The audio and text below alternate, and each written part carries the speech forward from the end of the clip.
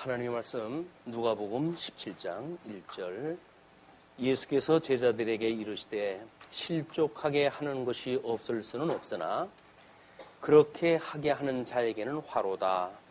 그가 이 작은 자 중에 하나를 실족하게 할진대 차라리 연자 맷돌이 금옥에 매여 바다에 던져지는 것이 나으리라.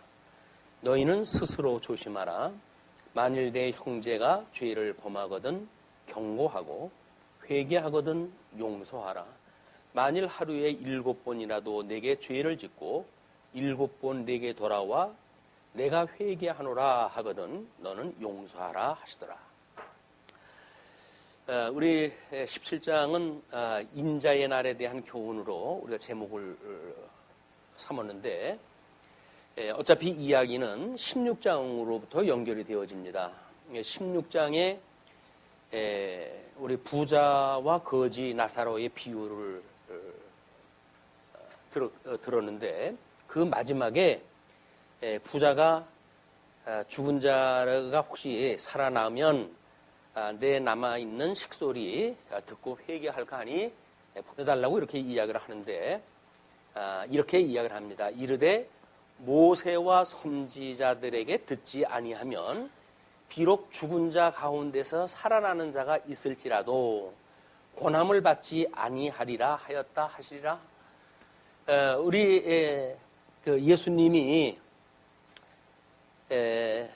하나님의 그 말씀을 지금 왜곡되어져 있는 유대인들에게 구약 성경에서 어떻게 예수님에 대하여 예언되어져 있는 이야기를 지금 계속 해가고 있는 거거든요. 그런데 유대인들은 이제 자기네들의 역사를 하나님의 계시의 역사로 이해하지 못했어요. 그것이 하나님께서 율법을 이제 온전한 자가 올 때까지는 가두어 놓았기 때문에 계시의 정신이 없기 때문에 그런 겁니다. 계시의 정신이 없다는 이야기는 역사를 통해서 하나님에 대한 계시로 이해하지를 못하고 그냥 일 중심, 기능 중심으로 이해를 한다는 거예요.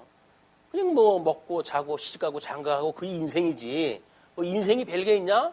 라고 이제 생각을 하기 때문에 하나님은 분명 이스라엘 역사를 통해 가지고 오실 자 언약 자손에 대한 것을 지금 섭리를 하고 있는데도 불구하고 이스라엘 백성들은 역사를 그렇게 이해를 안 했습니다.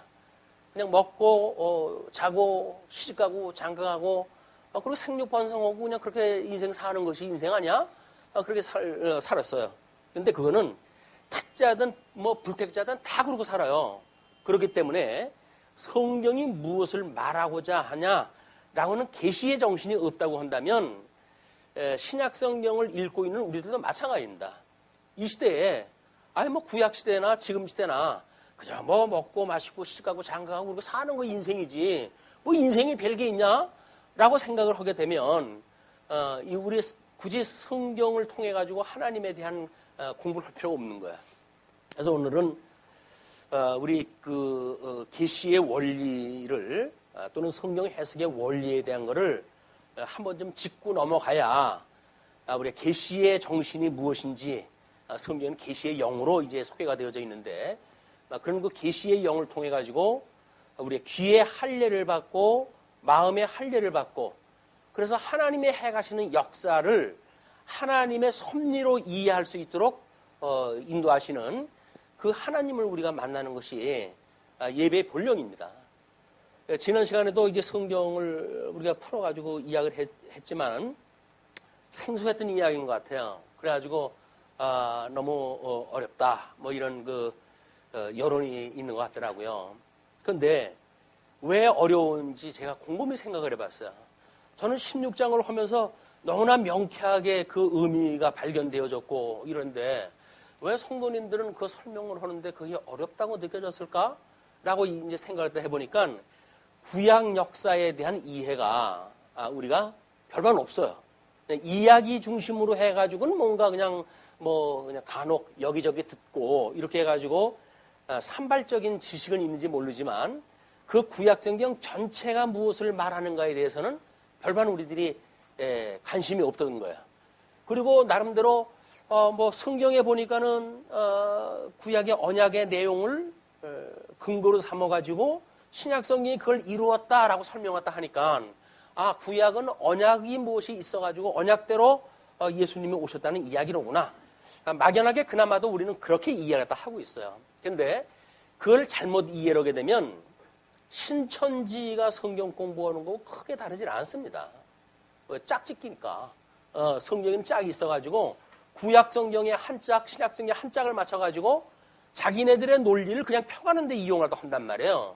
이거를 우리들만의 고민이 아닙니다. 중세시대 때에 이 성경을 해석하는 방법이 알레고리적 해석이라고 이렇게 얘기했다 했어요. 은유적. 그래서 그 은유라고 하는 거는 감춰져 있는 어떤 비유, 비밀에 대한 비유니까 강론하는 사람이 자기 마음대로 갖다 붙이면 되는 거예요, 그냥. 예. 그리고 지난 시간에 무슨 얘기 잘 모르겠다라고 한 것은 혹시 이덕성이가 뭔가 알레고리적으로 뭘 설명을 했기 때문에 지만 아는 표적을 가지고 설명을 했으니까 우리가 모르지. 성경대로 설명을 했으면 우리가 왜 몰라? 라고 하는 반론이 없지 않아 있을 수 있겠더라고요. 근데 이거는 짚고 넘어가야 돼요.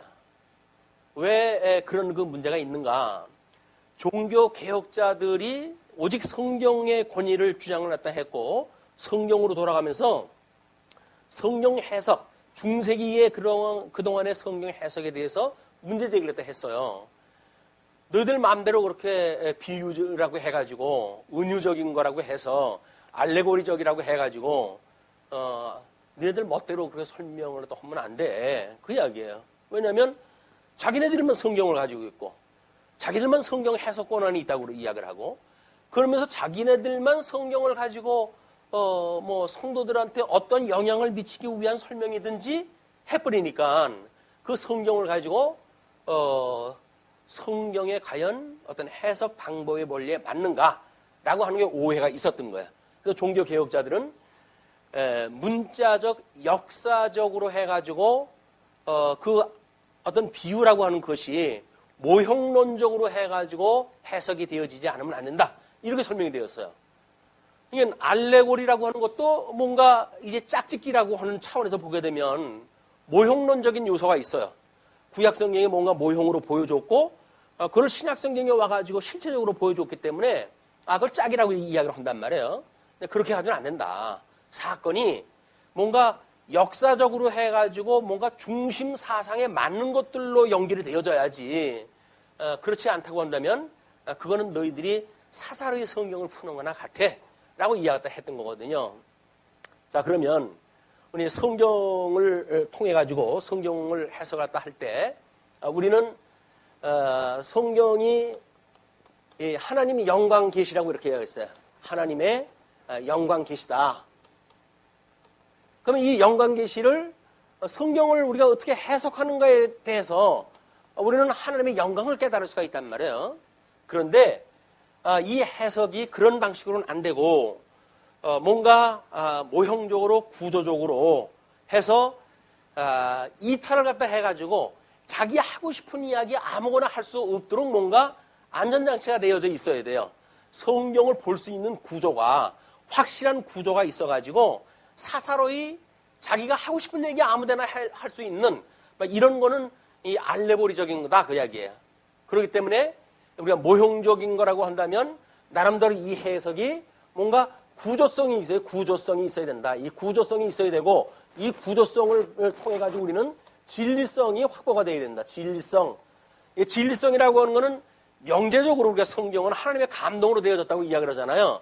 이거를 이제 진리성이 우리가 확보가 됐다 했을 때 우리는 이것이 성령의 감동으로 기록이 되어졌다 하는 영감설에 대한 거를 우리가 인정을 할 수가 있는 거예요. 성령의 감동으로 기록이 되어졌기 때문에 이 성경은 틀린 것이 없다라고 하는 무어성을 전제로 해가지고 하지 않으면 진리라고 하는 걸 확보할 수가 없습니다. 이 진리성이 확보되어져야 되는데 이 진리성이 확보가 되어지면 성경의 영광, 하나님의 영광 계시니까 우리는 하나님에 대한 지식이 가능하게 되어지는 거예요. 하나님에 대한 신지식이 가능하게 되어집니다. 물론 이 신은 삼위일체 하나님이에요.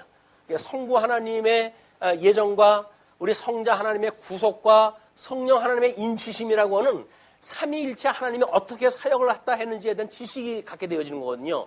이걸 알았을 때 우리는 보통 두 가지의 결과가 나타나기 시작을 해요. 하나님의 지식을 모르고 이러고 저러고 하는 거는 전부 그냥 관념적인 이야기들이에요. 그런데 이 하나님에 대한 지식을 성경을 통해서 우리가 알게 되어지게 되면 목적적으로 해가지고는 하나님을 경외하는 데 이르게 되어진다. 하나님을 경외하는 것이야. 그래서 대소요리문답 제1문으로 해가지고 우리 믿음의 선배들은 인생의 본분이 무엇이냐? 라고는 아주 원초적인 질문을 갖다 먼저 던져요. 근데 뭐라고 그러죠? 우리 하나님, 오직 하나님을 경외하는 것, 이게 인생의 본분이란 말이에요. 그러면 아마 수단적으로 해가지고는 뭐냐? 라고 하는 것이 그 하나님 한 분만으로 즐거워하는 거래요. 예, 하나님만으로 즐거워하는 것.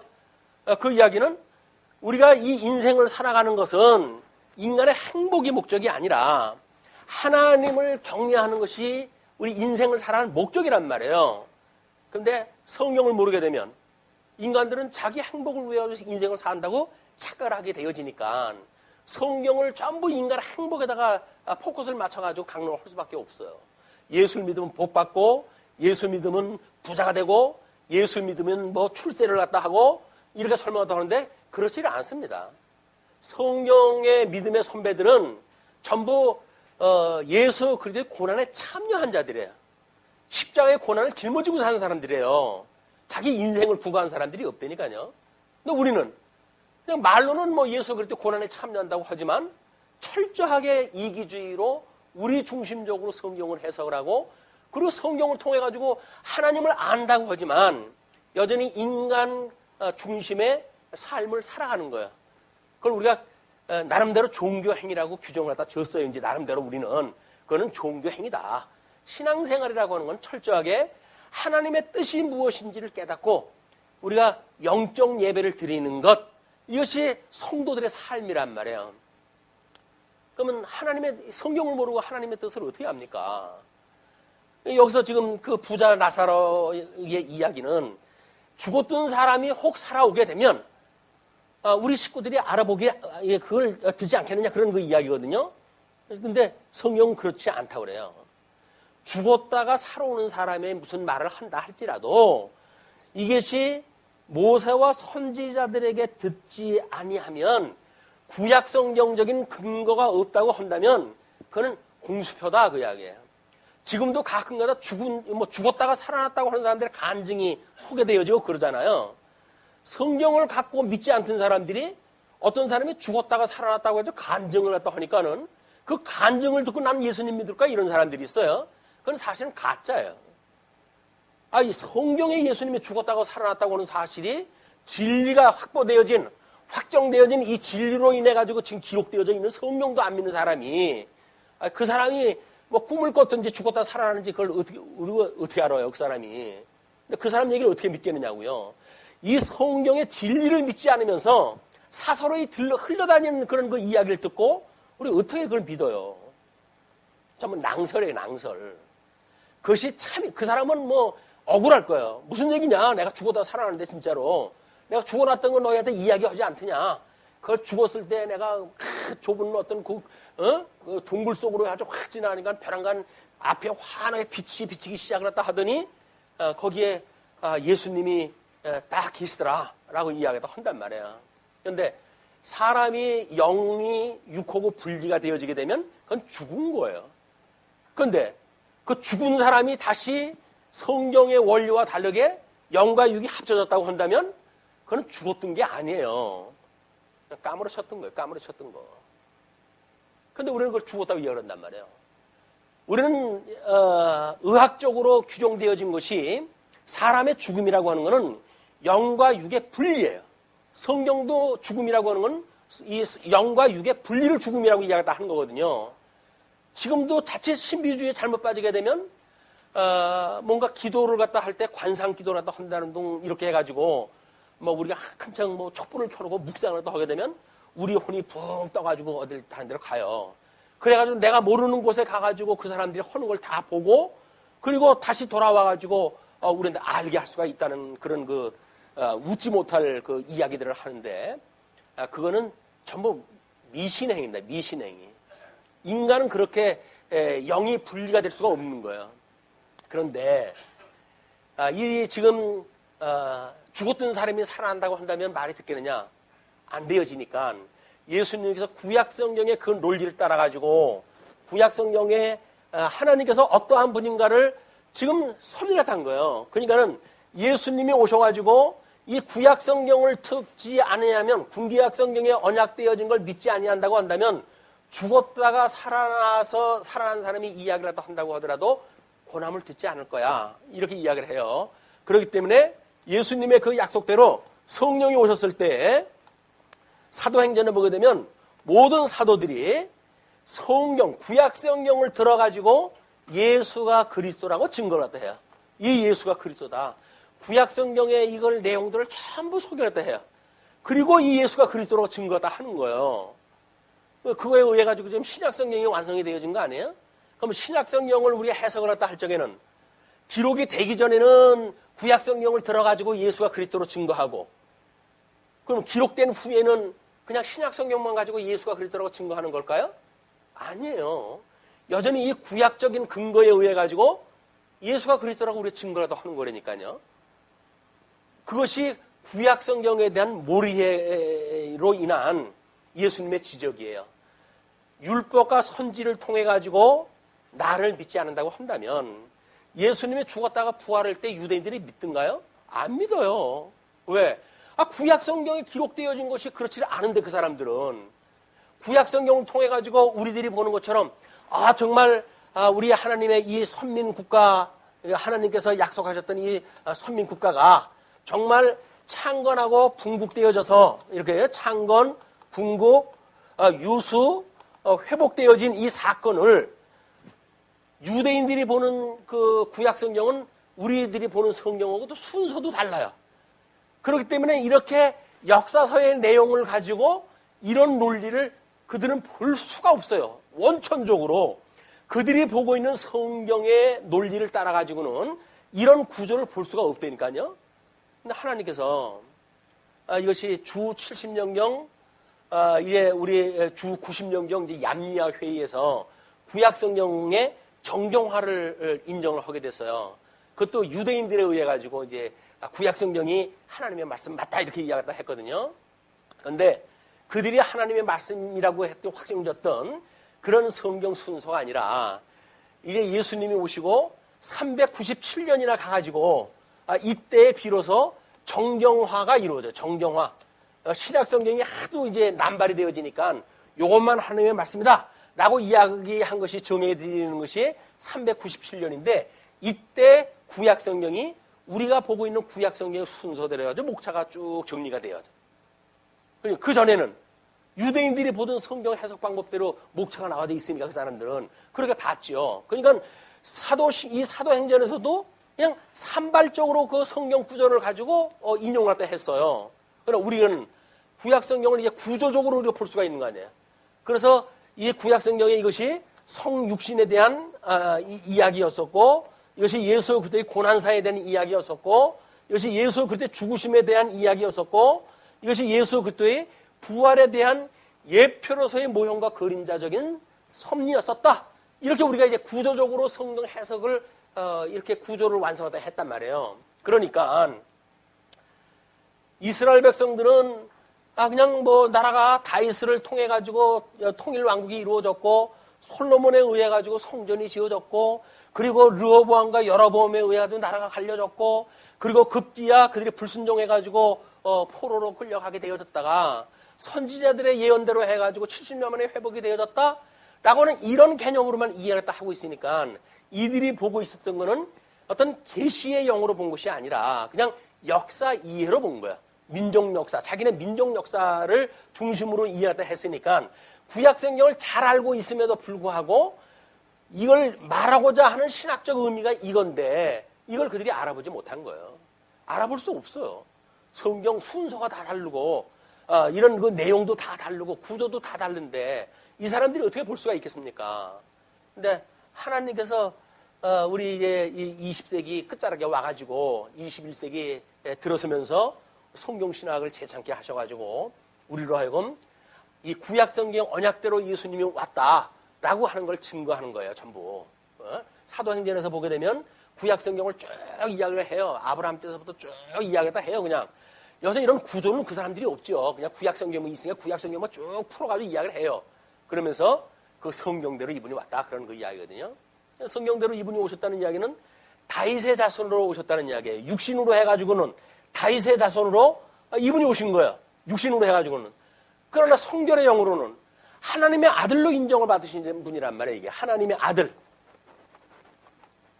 그러니까는 성결의 영으로 해가지고 성령께서 우리한테 깨닫게 하시는 것은 혈통적으로 해가지고는 아브라함의 자손, 다윗의 자손으로 오셨지만 이분은 하나님의 아들로 이 땅에 오신 분이란 말이에요. 그냥 이런 우리의 어떤 우리 기독론, 예수가 그리스도라고 하는 기독론이 이분은 참 하나님이시고, 참 인간이다라고 하는 이것이 우리 기독론이라고 이야기를 했잖아요. 그럼 참 하나님이라고 하는 그거는 하나님의 아들이라고 하는 개념으로 봐야 이게 보이는 거예요. 육신으로 하면 그냥 다윗의 자손이라니까요. 이것이 참 인간이라고 하는 걸 보여주기 위한 설명이었지. 이것이 예수가 그리스도라고 하는 걸 설명하는 양식이 아니었단 말이에요. 자, 이제 이렇게 되면, 이 정도로 이제 이야기가 되면, 지난 시간에, 그들이 이야기했던 부자와 나사로가 같은 지역이 어딘 것 같아요? 어디예요? 우리는 그걸 이제 신약성경 이 끝에다, 재림때에다 맞춰가지고 설명을 할 거 아니에요. 그러나, 구약성경을 풀어가지고 설명을 했다 한다면, 포로로 끌려갔던 이 지역이에요. 이 지역에서 회복되어진다고 하는 것은 하나님께서 믿음으로 준 자들 외에는 이걸 믿지 않는다는 이야기거든요. 이 예수 그리스도의 죽으심과 부활에 대한 이야기란 말이에요. 이런 거를 죽으심과 부활이라고 하는 사건으로 믿지 않으면 예수님이 오셨을 때 예화처럼 죽은 자가 가면 그들이 알아보지 않겠습니까? 라고 이야기를 하지만 그걸로 안 된다 그 이야기예요. 구약 성경에 이렇게 설명이 되어져 있는데 이걸 믿지 않고 그리고 여기서 산발적으로 일어나는 어떤 기이한 현상에 의해 가지고 믿어지겠느냐? 믿어질 수 없다는 거예요. 우리는 이제 너무 구약 성경의 확실한 어떤 논고에 따라 가지고 신약 성경을 해석할 수 있게끔 됐어요. 그러면 이제 오늘도 17장은 그렇게 설명이 되더라 되겠죠. 먼저 예수께서 제자들에게 실족하게 하는 것이 없을 수는 없으나 이것도 또 정신 놓치게 되면 없을 수 있다는 거예요? 없다는 거예요? 우리는 부족문이 2번 연구표 나오게 되면 긍정이라고는 아는데 대화 중에 그렇게 되면 무슨 얘기인지 놓쳐요. 2번 했는지 3번 했는지를 모르니까 짝수야 홀수야? 홀수면은 부정일 테고 짝수면 긍정일 텐데 그러면 실족하는 것이 없을 수는 없으나 그건 있다는 이야기예요. 있다는 이야기. 그러니까 그런데 그렇게 하는 자에게는 화로다. 그런데 그가 이 작은 자 중에 하나를 실족하게 할진데 차라리 연자 맷돌이 그 목에 매어 바다에 던져지는 것이 나으리라. 뭐 수많이 우리가 이 복음서에서 들었던 저주의 내용들이에요. 그런데 예수님께서 이렇게 이야기한다. 너희는 스스로 조심하라. 그렇게 이야기를 해요. 이제 구약성경 이때 예수님이 오셨을 때 가지고 있는 이 유대인들이 가지고 있는 이 성경과는 다르게 그 이야기예요. 너희들은 조심해라 그 이야기예요. 이 사람들의 이 누룩을 조심해라 그런 그 이야기 아닙니까? 이 잘못되어져 있는 이거를 따르게 되면 너희들도 여기 미혹에 빠져나가니까 너희들은 스스로 조심하다 해라 그런 그 이야기예요. 그런데 만일 내 형제가 죄를 범하거든 경고하고 이것이 1절, 2절 내용과 연결되어지는 내용입니까 지금? 그냥 우리가 문법적으로 너희는 스스로 조심하라. 만일 내 형제가 죄를 범하거든 경고하고 회개하거든 용서하라 라고 하는 말과 작은 자 중에 하나를 실족하게 할진대 연자맷돌이 그 목에 매어 바다에 던져지는 것이 나으리라 하는 것하고 도대체 어떤 관계가 있는 겁니까? 관계가 없잖아요. 도대체 뭔 얘기야 이게? 신약 성경이 간단한 것 같지만 그렇지가 않아요. 구약 성경은 오히려 옛날 얘기 같으니까 이야기 중심적으로 이해가 돼요. 그냥 그랬대. 말도 안 돼. 그러면서도 그냥 그랬대라고 하는 이해가 돼요.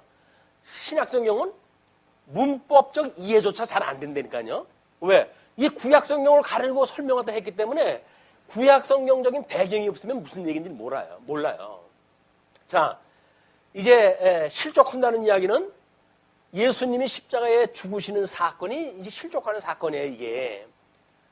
그거를 우회 가지고는 예수님을 팔아버려야 될 자가 나와야 되겠죠. 이게 가룟 유다예요, 가룟 유다.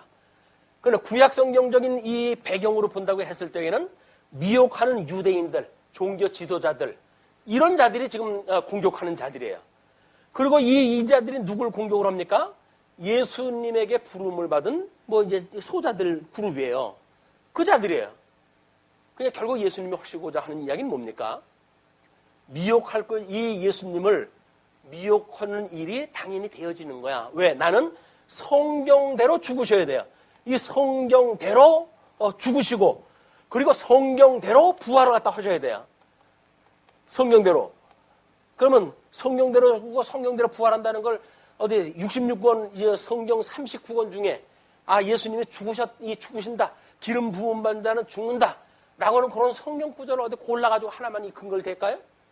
아니면 신약 성경에 그분은 다시 살아난다.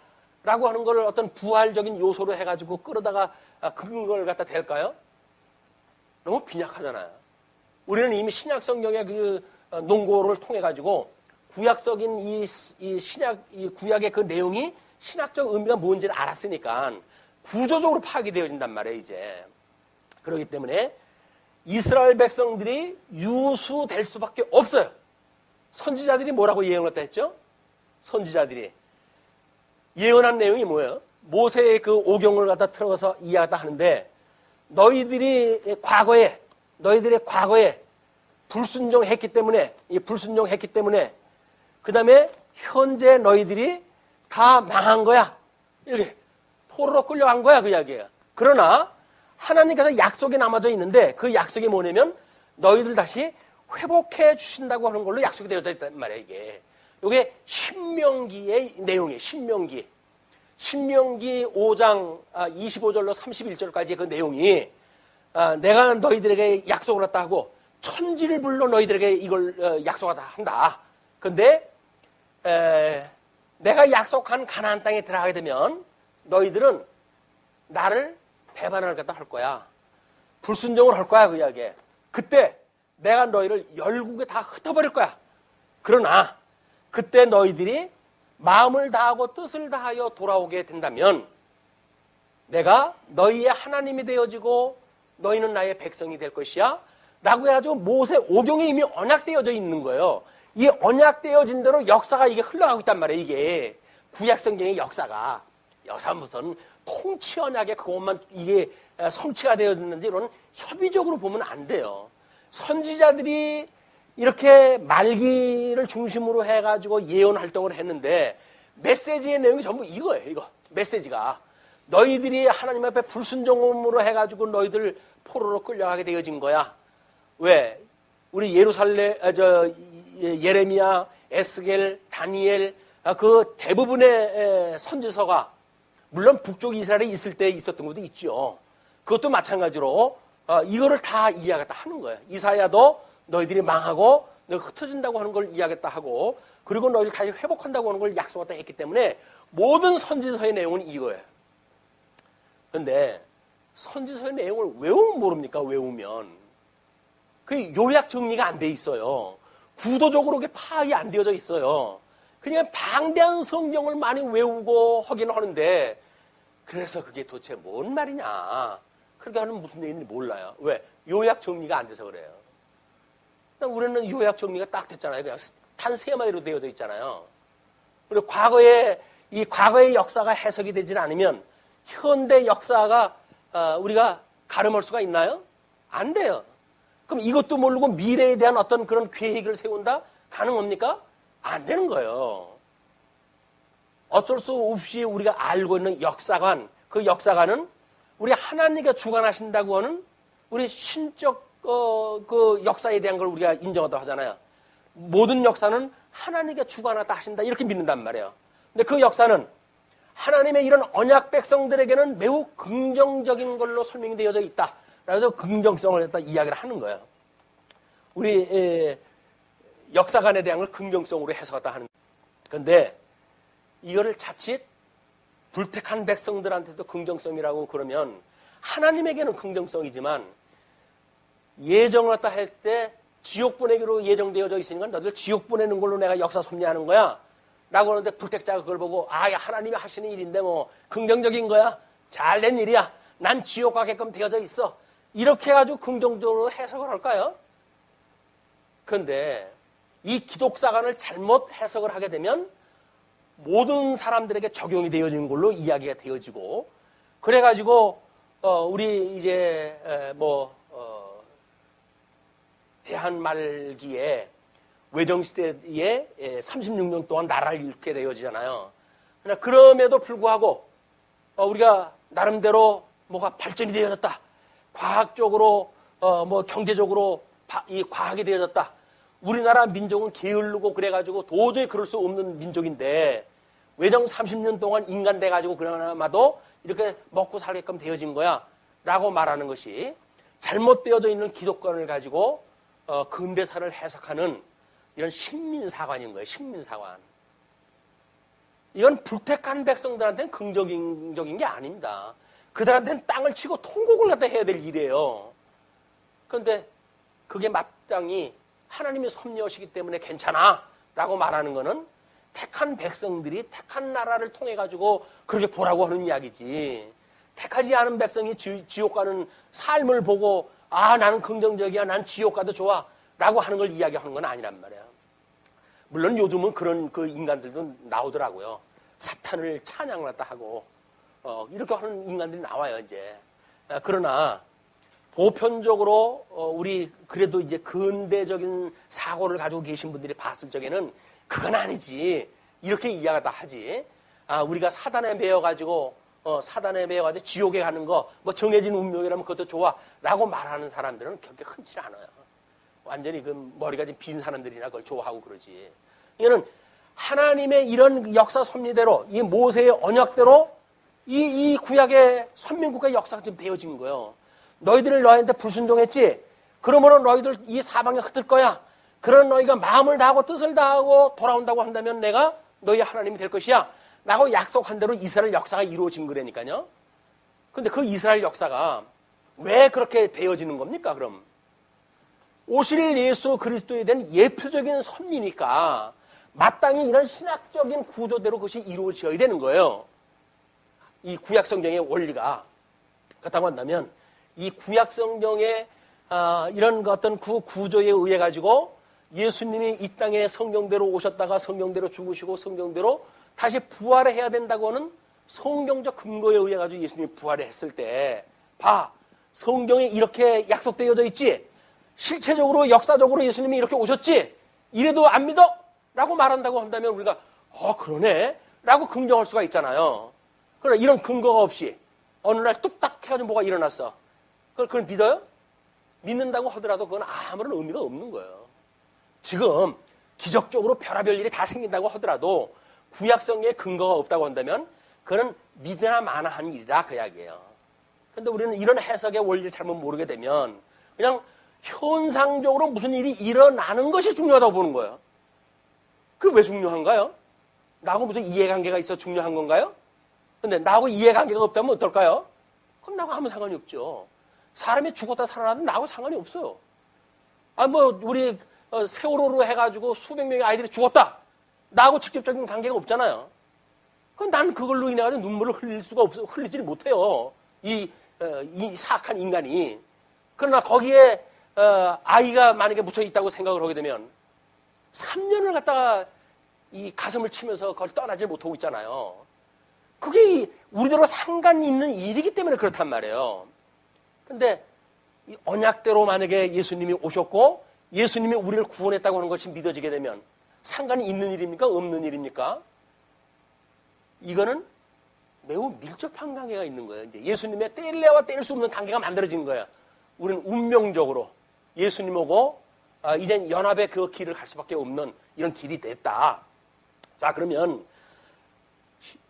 시험에 이제 너희들을 미혹할 일이 있을 수는 없으나 있다는 그 이야기는 성경에 언약되어진 대로 십자가에 죽어야 되는 사건이 있게 되어진다. 그러나 만약에 이 예수님을 십자가에 못 박는 유대인들은 그 목에다가 연자맷돌을 메고 못에 빠져가지고 지옥에서 영원붕토록 살아야 될 저주가 있는 거예요, 이거에. 지금 그 얘기도 하는 거예요. 자, 그래서 연자맷돌이 그 목에 매어 바다에 던져지는 것이 나으리라. 너희는 스스로 조심하라. 만일 내 형제가 죄를 범하거든 경고하고 회개하거든 용서하라. 만일 하루에 7번이라도 내게 죄를 짓고 7번 내게 돌아와 내게 회개하노라 하면 너는 용서하라 하시더라. 앞에 거놓고 지금 뒤 거놓고 연결이 안 되죠. 그러나 여기서 이 하나님은 포로로 끌려간 사람들을 위하여 70년이나 포로 기간이 있음에도 불구하고 이들을 용서하시고 회복을 하다 하셨어요.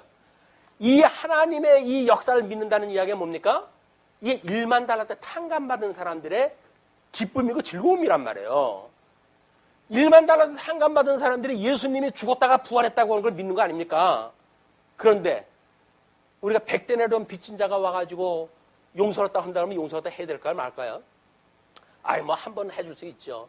7번 한다고 그러면 해줄 수 있을까요? 없을까요? 7번? 좀 과한데? 아이, 뭐, 그래도 뭐, 까짓거 뭐, 100번 양보해가지고 해주지 뭐. 70번씩 7번이라고 한다면? 그러면 완전히 뚜껑 열려요. 날 뭐로 알고 그러냐. 그럼 우리 그럴 거라고요. 그러나 성경대로 예수님이 이렇게 되어진 걸 믿는다고 한다면 우리들한테 끊임없이 미혹의 그런 그 잘못을 갖다 하는 사람들이 있게 되어지겠죠. 그러나 끝내 하나님께 우리를 갖다 회복을 갖다 해준다는 게 믿어져요. 그런다고 한다면 우리한테 잘못한 사람들에 대해서 용서를 할 수가 없을까요? 성경이 믿어지지 않는 것뿐이에요. 믿어지지 않는다는 이야기는 성경이 믿어지지 않기 때문에 그러는 거지. 성경이 이 사람들이 70년 동안이나 유리방황하고 창건되어지는 거 약 120년 정도만 이들이 나라가 통일국가로 있어지지 나머지 시간들은 전부 하나님 앞에 불순종의 역사예요. 그럼에도 불구하고 하나님께서 그들을 회복을 갖다 하시는 분이기 때문에 예수님이 이 땅에 오셔가지고 우리들의 모든 죄를 다 지시고 십자가에 돌아가신 거 아닙니까? 그리고 우리의 의를 위하여 부활하셨어요.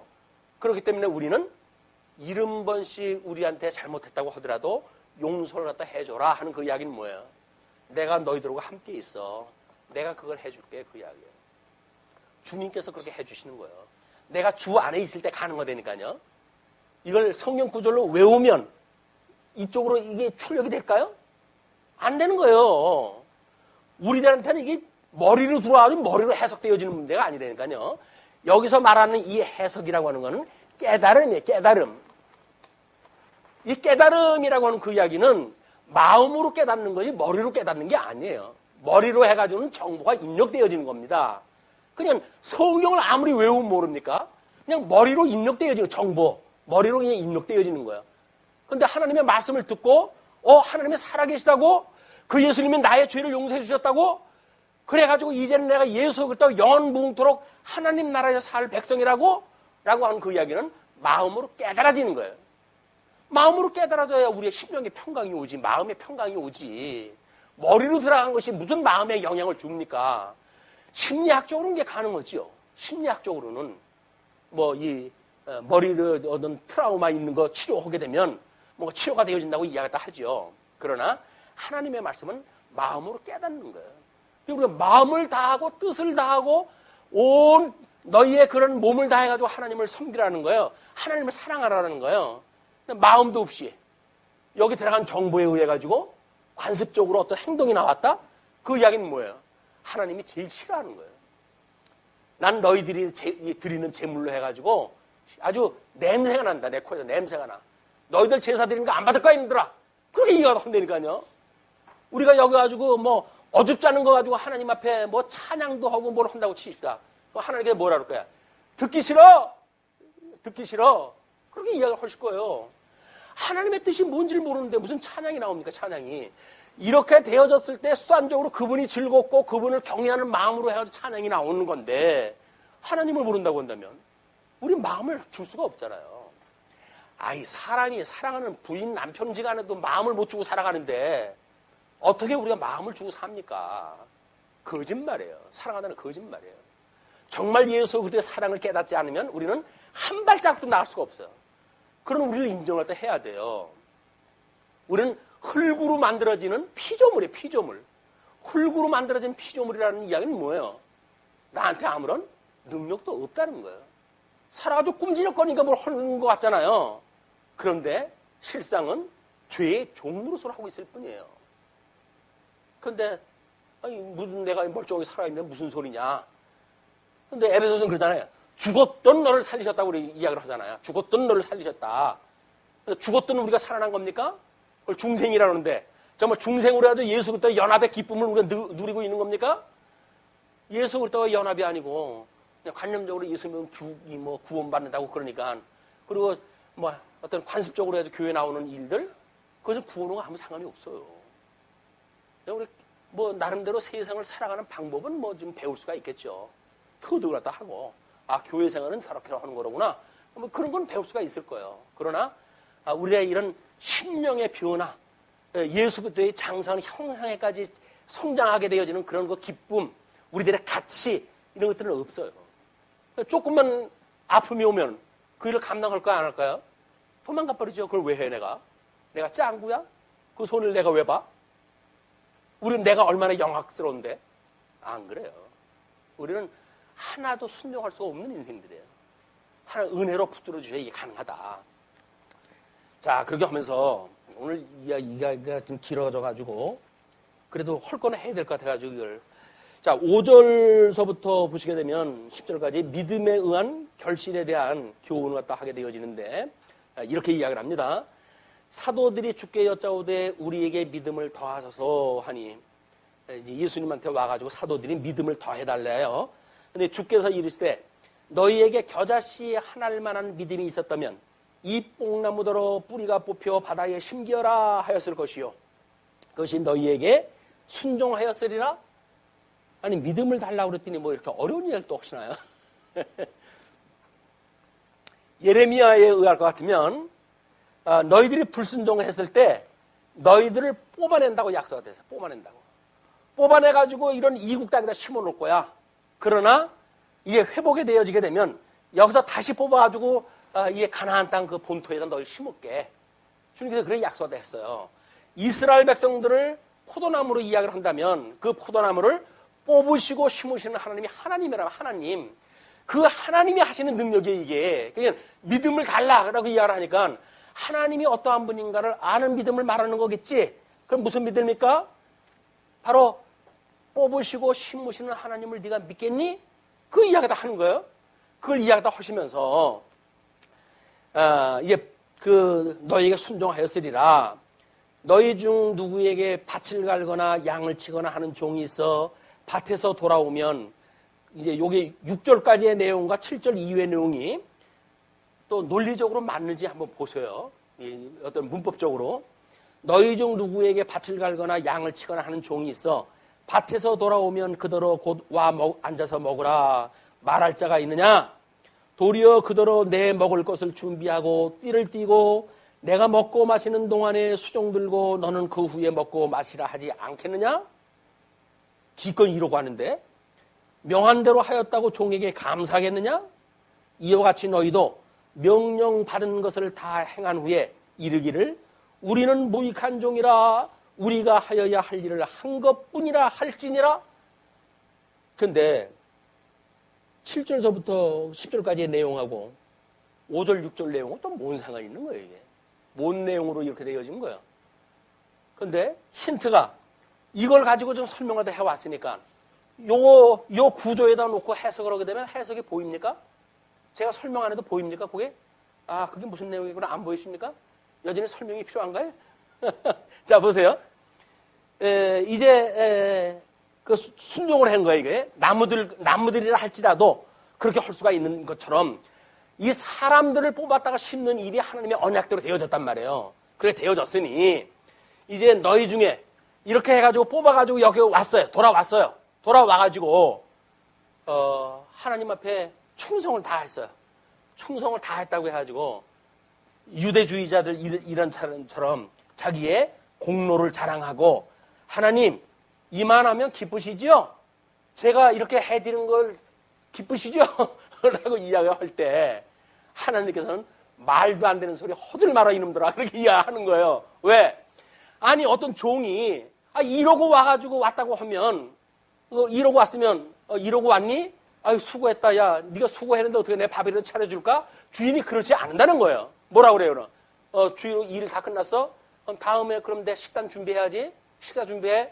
식사 준비할 거 아니에요. 그럼 주인이 식사를 하다 하는데 그럼 나 고생했는데 나도 좀 거쳐 먹읍시다. 그럴 수 없는 거 아니에요. 그럼 어떻게 하고 있으라는 이야기예요. 그냥 주인 식사 끝날 때까지 기다리고 있는 거예요. 왜? 종이니까. 이거를 탕자의 비유를 공부할 때 뭐라고 그랬어요? 그 주보의 사각박스 안에 성경 구절을 인용해 드렸잖아요. 그 사각박스 그 주보를 다 보셔야 돼. 그게 뭐라고 그랬어요? 아들이 나는 이제 아들이라 여김을 감당할 수가 없습니다. 나를 종같이 여겨 주옵소서 라고 이야기를 한단 말이에요.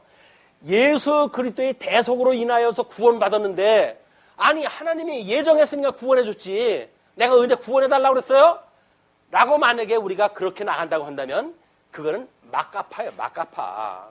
싸구려 이 구원을 갖다 믿는 사람들의 이야기지 예수 그리스도로 말미암아 우리가 죄사함을 받았다고 한다면 죽도록 충성을 갖다 해도 나는 무익한 종입니다 라고 이야기를 해야 되는 거라니까요.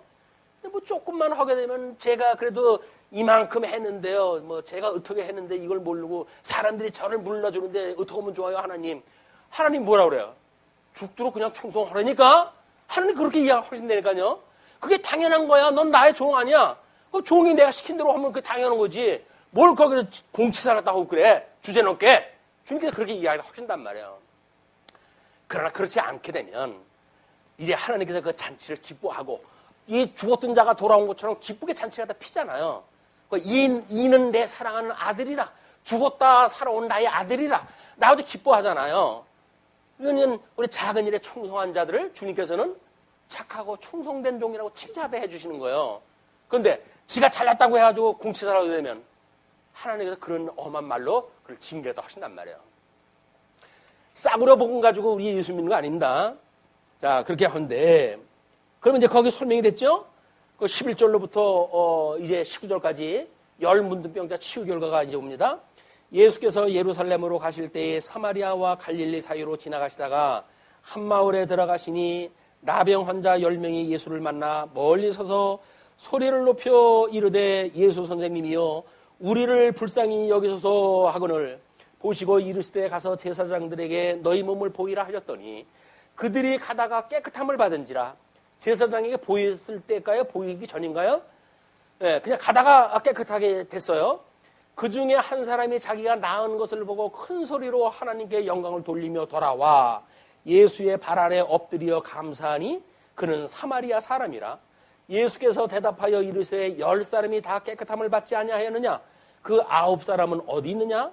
이 이방인 외에는 하나님께 영광을 돌리러 온 자가 없느냐 하시고 그에게 이르시되 일어나 가라. 내 믿음이 너를 구원하였느니라 하시더라. 자, 믿음에 대한 이야기였어요. 지금 이 장소를 이야기할 때 예루살렘으로 가실 때 이야기예요. 그래서 사마리아와 갈릴리 사이로 지나가는 거예요. 베레아의 사역이 끝나고 그리고 예루살렘으로 들어가시는 거니까 오늘 종료주의라고 딱 맞는 당론이죠. 성령의 감동으로 해가지고 오늘 17장을 섭리했다 하시는 거예요. 종료주의. 예루살렘으로 이제 향해서 들어가시는 거예요.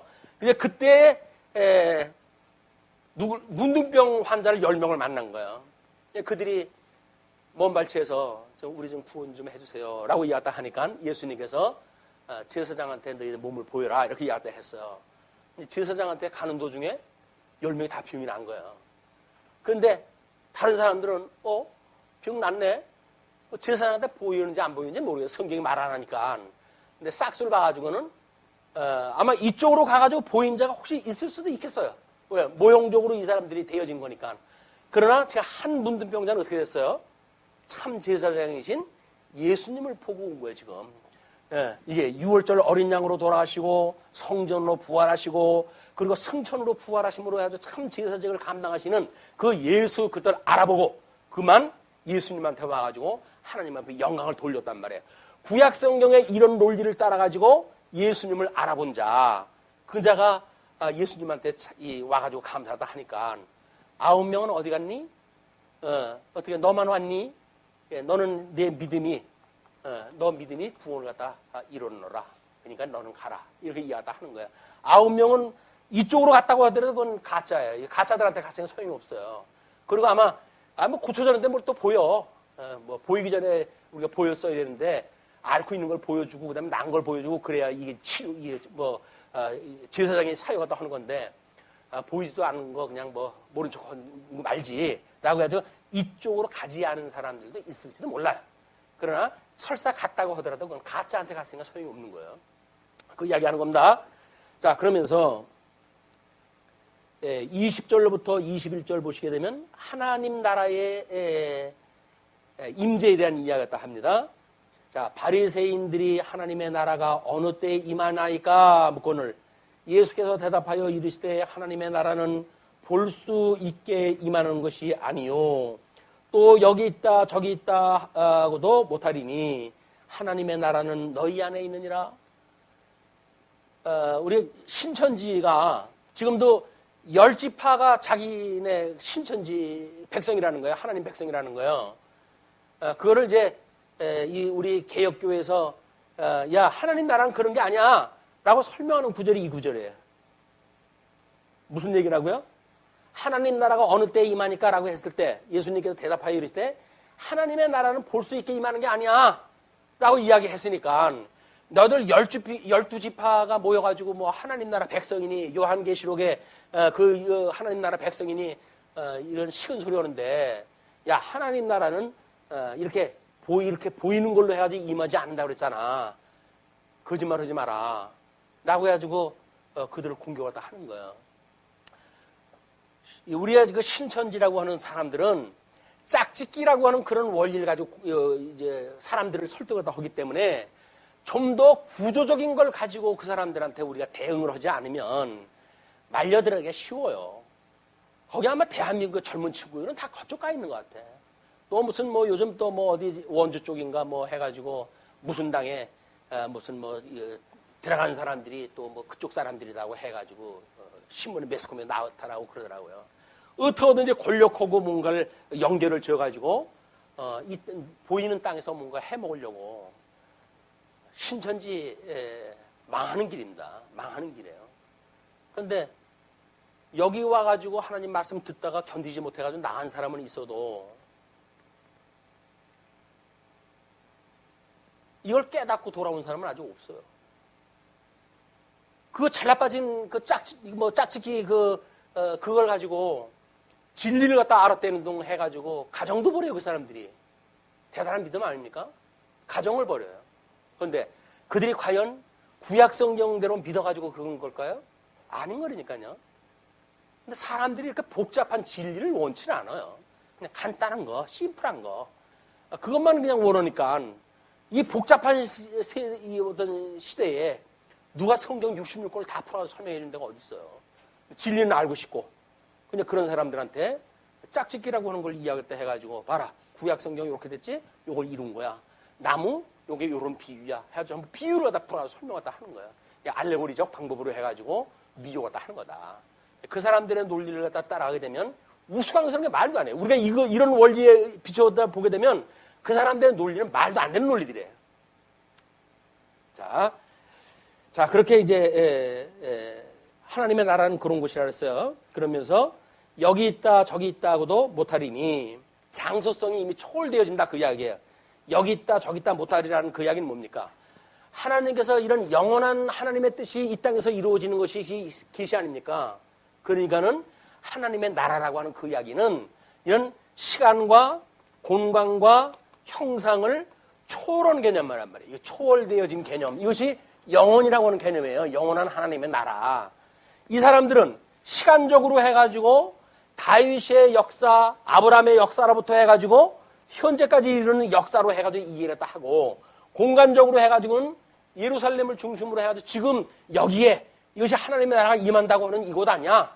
유대인들은 그걸로 가지고 힘을 쓰고 있으니까 하나님께서 시간이나 공간이나 형상의 제한을 받는 것이 하나님의 나라가 아니란다.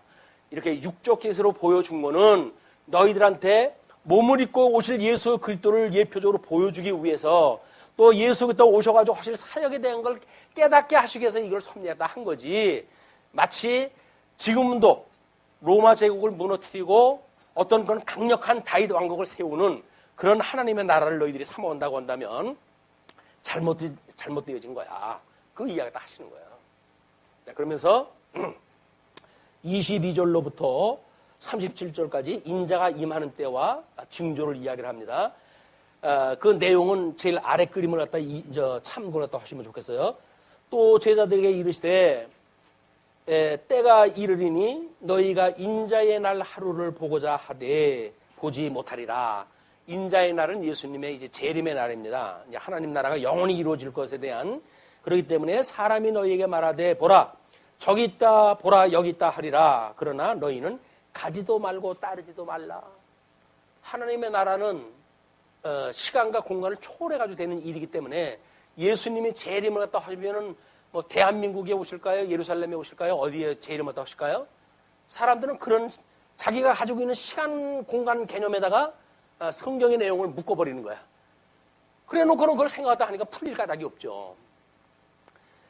번개가 하늘 아래 이쪽에서 번쩍이어 하늘 아래 저쪽까지 비침같이 인자도 자기 날에 그러하리라.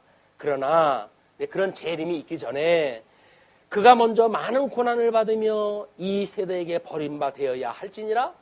예수님의 재림은 십자가의 사건이 있고 나서의 후의 사건이란 말이에요. 그러니 예수님이 이제 초림 사건과 재림 사건을 겸하여 설명을 했다 합니다. 노아의 때가 된 것 같이 인자의 때에도 그러하리라. 노아가 방주에 들어가던 날까지 사람들이 먹고 마시고 장가들고 시집가더니 홍수가 나서 그들을 다 멸망시켰으며, 자, 노아라고 하는 거는 지금 아담에게 언약하셨던 그거를 예표적으로 성취되어진 사건이 뭡니까? 이것이 노아의 방주 사건이란 말이에요. 노아의 방주 사건으로 해가지고 이야기를 하는 거예요. 그러니까는 이거는 실체적인 예를 갖다 드신 거예요. 이 실체적인 예를 갖다 이제 드셨어요. 그리고 그 다음 거 예는 또 롯의 때와 같으니, 롯의 때에는 여기서 말하고 있는 우리 창세기에 있었던 사건이니까 이 롯이라고 하는 인물을 통해 가지고 모형적으로 보였던 사건을 소개했다 하는 거예요. 왜? 하나님께서는 영원한 세계를 설명할 거 아니에요. 인자가 올 때라고 하는 건 시공령의 세계를 초월한 세계를 설명을 하는 거 아니에요. 그러니까 선민 국가들이 알고 있는 요 공간 속에서 넣지 않고 실체적인 영역까지 확장을 시켜주시는 거야. 그래야 자기네들이 어떤 뭐 민족, 선택된 민족이라는 등 이렇게 해가지고 이방인들을 우습게 여기질 않죠.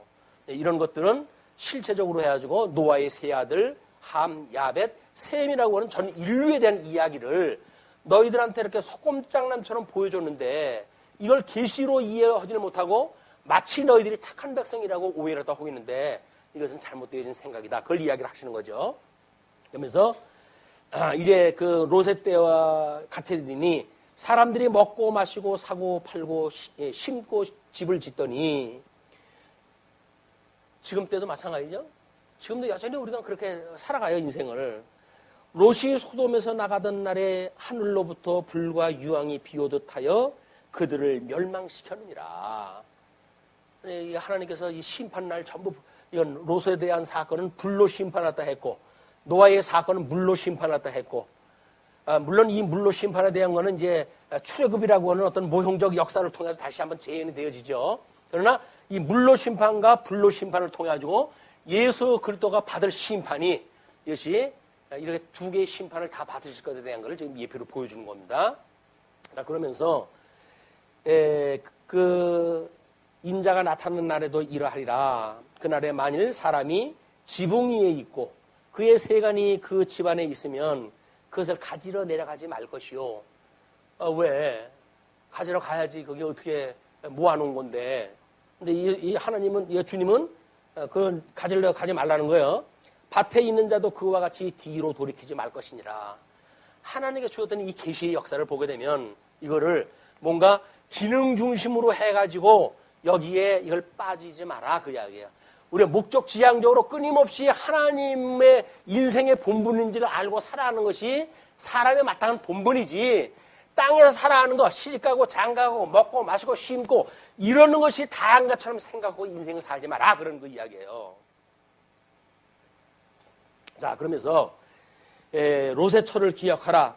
롯의 어떤 거를 기억을 하라고 그러는 걸까요? 롯의 처가 뭘 어떻게 했길래? 나오다가 미덥잖아 가지고 거기 사위들도 있었고 자기가 보러놓은 곳들도 있었고 그랬는데 누리던 거 다 두고 좀 나와야 되는 거 아니에요? 그러니 그게 못 믿어가지고 뒤를 돌아봤어요. 그러다가 소금 기둥이 됐잖아요. 소금 기둥이. 아, 이거 어떻게 사람이 소금 기둥이 되냐고요? 그러면 흙으로 사람 만든 거는 그것도 안 믿어지면 그것도 안 믿어지는 거죠. 흙으로 사람을 빚어 만드시는 하나님 믿어진다고 한다면 소금 기둥 만드는 거 뭐가 어려워요? 간단한 일이지. 하나님께서는. 근데 우리는 이성적으로 보게 되면 에이 그래 에이 이게 세상 학문에 오염되어진 우리들의 생각이란 말이에요. 그러나 이제 그렇게 무릇 자기 목숨을 보존하고자 하는 자는 잃을 것이요 잃는 자는 살리리라. 여기에서 인생은 하나님을 깨닫고 신령한 몸으로 우리가 부활되고 영원한 세상 사는 것이 진짜지 이 땅에서 사는 것이 진짜가 아니로구나. 여기는 다만 계시로서의 의미가 있는 거로구나. 하나님이 어떠한 분인가를 깨닫는 어떤 계시로서의 이걸 우리 학이라고 이렇게 배울 학자와 익힐 습자를 갖다 썼잖아요. 하나님의 이 지식을 배우고 익히는 공간으로서의 의미가 있는 거지.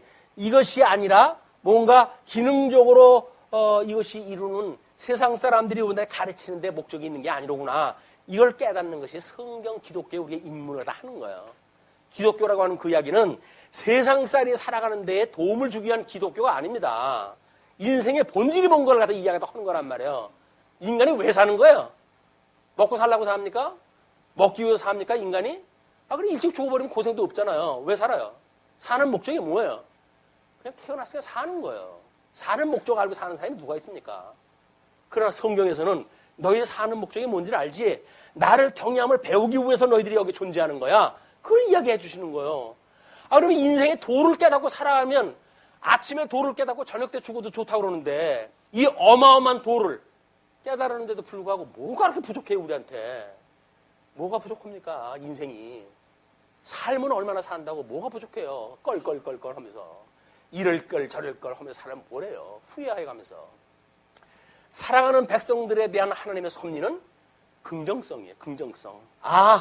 오늘 나를 여기에까지 이르게 하시기 위해서 주님께서 이렇게 섭리를 딱 하셨구나 라고 과거의 해석이 떨어지는 거예요. 그러므로 현대에 담담한 우리의 정리가 되어지는 거예요. 심령적으로 평안을 갖다 누리게 되어지고 그 미래에 대한 도전이 새로운 도전이 만들어지죠. 그래? 하나님이 나를 사랑하신다고? 나의 길을 예비하셨다고? 그럼 그 길로 가면 되겠네? 그 길로 가야 되겠죠. 근데 그 길을 아무리 다져봐도 몰라. 모르면 성경을 공부를 갖다 해야죠, 이제. 하나님이 나를 향하신 기뻐하신 뜻이 뭔가 공부를 하다 보게 되면 성령이 감동을 받아가지고 뭔가 지혜를 주실 거 아닙니까? 성경 공부도 안 하고 하나님에 대하여 관심도 없고 그것은 무슨 고민이에요, 고민은. 흙덩어리가 고민한다고 해가지고 무슨 도자기가 나옵니까? 어디서 뭐가 나옵니까? 아무 소용없어요. 흙이 고민하게 되면 그냥 흙일 뿐이에요. 그러나 거듭나고 중생한 우리 성도가 이렇게 하나님 앞에 고민하고 괴로워하고 예수님 앞에 나아가기를 원하고 이렇게 됐을 때 우리 주님께서는 우리에게 새로운 지혜를 주신다. 그리고 우리에게 갈 길을 갖다 밝혀주신단 말이에요. 왜? 하나님께서는 저 세상 처음서부터 끝까지 다 언약하신 대로 섭리하시는 거거든요. 그럼 언약한 대로 가겠죠. 우리가 어디를 가겠어요. 그냥 우리는 길 잃어버려도 그냥 주님 따라가면 주님 안에 있으면 그냥 주님께서 인도해 가신다니까요. 그 길을 평안한 심령 가지고 우리 인생의 여정을 이렇게 지내셨으면 좋겠습니다. 자, 그렇게 하면서 두 여자가 내가 너희에게 이르노니 그 밤에 둘이 한 자리에 누워 있음에 하나는 데려감을 얻고 하나는 버려둠을 당할 것이요. 이거를 또 뭐 이런 논리를 가지고 사람들은 나름대로 전천년 그 주의자들이 이야기가 이중 재림을 갖다 이제 이야기하는 거 아니에요. 그래서 예수님이 오셨을 때 사람들이 하늘나라에 올라가가지고 거기서 천국잔치를 하다 하고 밑에서는 불잔치를 하다 하고 심판의 역사가 있게 되어진다는 거예요. 그건 마지막에 가서 있는 일입니다. 이 땅에는 그런 거 없어요. 네, 이 땅에서 있다는 이야기는 뭐예요? 예수님이 재림을 왔다 하실 때 믿음의 사람들이 신령한 몸으로 바뀌게 되어지니까 그분을 향해서 맞이하러 가는 거예요. 그게. 그런데 모형에도 없는 이야기를 갖다 할까요? 구약 성경에 없는 이야기를 할까요? 구약 성경에 있는 얘기는 뭘까요? 이거 데리고 오는 자는 누구? 버려두는 자는 누굴까요? 여기서 버려두는 자는 뭐예요? 돈 많은 자들이 여기서 여기 자리 잡고 사는 사람들. 근데 이쪽에 오는 자들은 자기가 돌아온 걸까요? 성경에 의할 것 같으면 하나님이 데리고 오시는 거예요. 데리고 가시는 거. 이게 하나님의 은혜라니까요. 이건 내가 뭐 가진 게 없어가지고 그냥 그렇게 했어요. 그게 뭐 겸손한 소리 같지만 소용없어요. 하나님께서 강력한 방법으로 우리를 가진 거 다 벗겨놓고 넌 여기서 소망 가질 거 없지? 그럼 내가 데려다가 여기다 갖다 놓을게 라고 했을 때 우리는 하나님을 찬양하다 하는 거예요. 찬양하다 하는 거예요. 데려감을 당한다고 하는 그런 의미가. 그러니까 두 여자가 함께 맷돌을 갈고 있으며 하나는 데려감을 얻고 하나는 버려움을 당할 것이니라. 그들이 대답하여 이르되 주여 어디 오니까? 그러면 도대체 남겨두는 곳은 어디라는 말입니까? 이랬을 때 죽음이 있는 곳에는 독수리가 모이느니라 하시니라. 남겨져 있는 곳에 여기서 회복되지 않는 사람들, 유수에서 그냥 머물러 있는 사람들은 뭐예요? 짐승의 밥 되는 거예요. 이게 여기가 바벨론 바사 지역에 돌아온 거 아닙니까? 안 돌아왔으면 한라 제국 때에 의해 가지고 디아도코이 시대를 통해 가지고 끊임없이 뭐예요? 짐승의 밥 노릇하는 거예요. 짐승의 밥 노릇. 그러나 회복되어진 자들은 하나님의 은혜 가운데 구원을 있게 되어진다. 이것이 37절에 대한 정리입니다.